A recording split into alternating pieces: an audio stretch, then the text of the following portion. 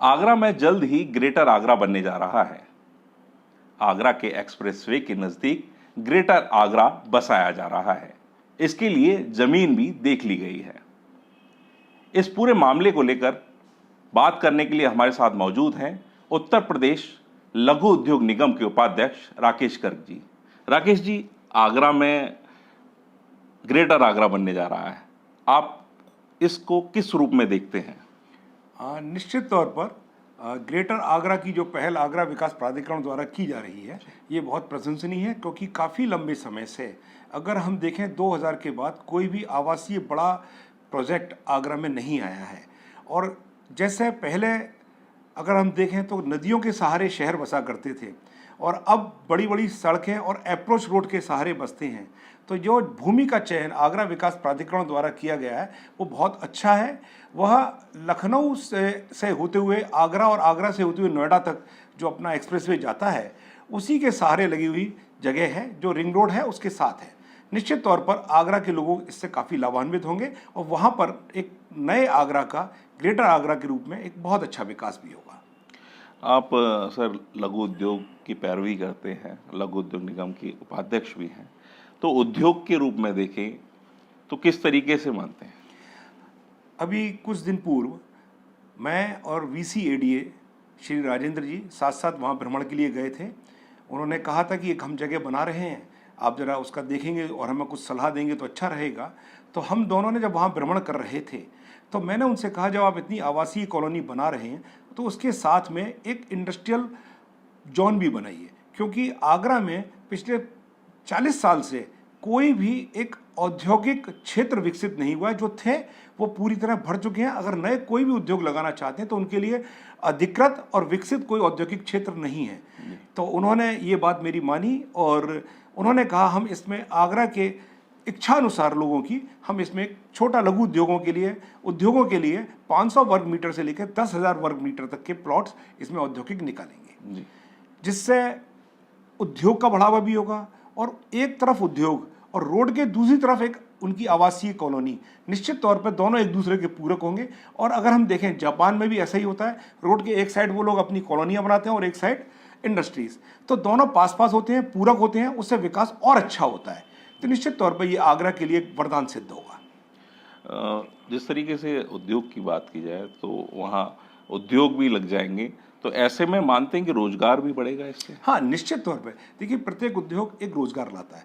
चूँकि हम ये देखें कि यहाँ जिस तरह के उद्योग आएंगे जो रोजगार तो देंगे ही देंगे निश्चित तौर पर। और हम जो लघु उद्योगों की बात करें तो जो इंडस्ट्रीज़ अभी शहर के कोने कोने में अंदर चल रही हैं, वो खुल करके बड़ा काम करना चाहती हैं। जैसे ब्रश का उद्योग है आगरा में, उसकी 400 इकाइयाँ हैं। और आपको ये जान के खुशी होगी, पूरे देश में टॉयलेट ब्रश, बाथरूम ब्रश वो आगरा से मुख्य सप्लाई है।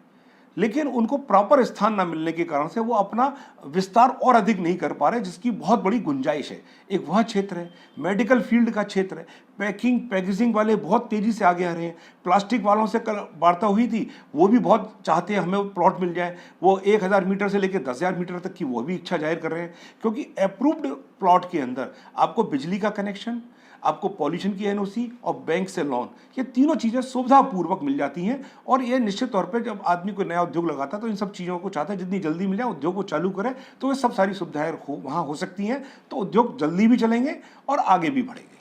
सर, कई बार बात हुई है ग्रेटर आगरा और तमाम योजनाओं की, आवासीय योजनाओं की भी, लेकिन ज़मीनी स्तर पर नहीं आ सकी है। एक बड़ा कारण TTZ और NGT तमाम ऐसे हैं जो कहीं ना कहीं उद्योगों को यहाँ से पलायन करना पड़ा है लोगों को। तो ऐसे स्थिति में किस तरीके से बसाने की योजना है? बहुत अच्छा आपने पूछा व्रत जी। इसके देखिए, इसको 2 भागों में बांटते हैं। पहला उद्योग क्या नाम है, आवासीय, और जो भूमि आपने कहा वो, और दूसरा औद्योगिक। आवासीय के लिए ये प्रश्न मैंने भी सीधा उपाध्यक्ष VCADA साहब से किया था कि भाई आप पे भूमि, उन्होंने कहा नहीं हमारा अधिग्रहण हो चुका है, धारा 2, 4 और 6 सब हो चुकी है, कुछ कंपनसेशन देना उसकी प्रक्रिया उनकी जारी है। यानी कि भूमि उन्होंने अपनी एक चयनित ही नहीं कर ली, उसकी व्यवस्था कर ली है। दूसरा आता है उद्योग की दृष्टि से। ये बात ठीक है कि आगरा में TTG की समस्याएं हैं, लेकिन हम ये आपको बताना चाहेंगे कि आगरा में वाइट कैटेगरी की लगभग 182 प्रकार के उद्योग लगाने की पूर्णतः छूट है, उसमें प्रदूषण की किसी भी एनओसी की आवश्यकता नहीं है। और इन व्हाइट के अलावा अगर आप ग्रीन के भी कुछ प्रोजेक्ट करना चाहते हैं तो पिछले माननीय सुप्रीम कोर्ट ने ये आदेश किया है कि आप नीरी और सीईसी इन दो से अनुमति लेकर के आप वह उद्योग लगा सकते हैं। यानी कि थोड़ी प्रक्रिया जरूर उसके अंदर उन्होंने दो एक राइडर लगाए हैं, एक नीरी और एक सीईसी, लेकिन ऐसा नहीं, लोग अनुमति ला रहे हैं और प्रोजेक्ट लगने जा रहे हैं धीरे धीरे। तो अब उद्योग लगाने में कोई दिक्कत नहीं है। हाँ, जो अधिक प्रदूषणकारी उद्योग हैं तो वो पहले भी मान्य नहीं थे और अभी भी नहीं होंगे।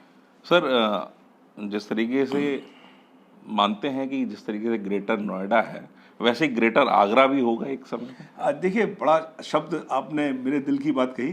जिस समय पहली बार मुझे ये पता चला इसका नाम ग्रेटर आगरा होगा तो पहला दिमाग में चित्र ग्रेटर नोएडा का ही आया, और यही बात मैंने आगरा विकास प्राधिकरण के अधिकारियों से पूछी। मैंने कि जो शब्द रखा है यह सार्थक होना चाहिए, बल्कि और उससे 21 सुंदर हो। जैसे हमारे आगरा के अंदर ताजमहल या अन्य इमारतों के लिए पूरे विश्व में जाना जाता है उसकी सुंदरता के लिए, तो ग्रेटर आगरा भी आपका उसी सुंदरता के लिए जाना जाए, ऐसे मैंने अपेक्षा, मुझे विश्वास है ऐसा ही होगा। बात करने के लिए बहुत बहुत धन्यवाद। जिस तरीके से राकेश गर्ग जी ने बताया कि इसको सार्थक रूप मिले ग्रेटर आगरा को, जिस तरीके से ग्रेटर नोएडा बसाया गया उस तरीके से ग्रेटर आगरा भी बसाया जाए तो निश्चित तौर पे आगरा के लोगों को फायदा होगा ही साथ यहाँ के उद्योग भी बढ़ेगा। पंजाब के टीवी के लिए आगरा से ब्रजभूषण। हमसे जुड़े रहने के लिए हमारे YouTube चैनल को सब्सक्राइब करें और नई वीडियो की नोटिफिकेशन के लिए बेल आइकॉन को दबाएं। अगर आप ये वीडियो Facebook पर देख रहे हैं तो लाइक जरूर करें और ज्यादा से ज्यादा शेयर करें। धन्यवाद।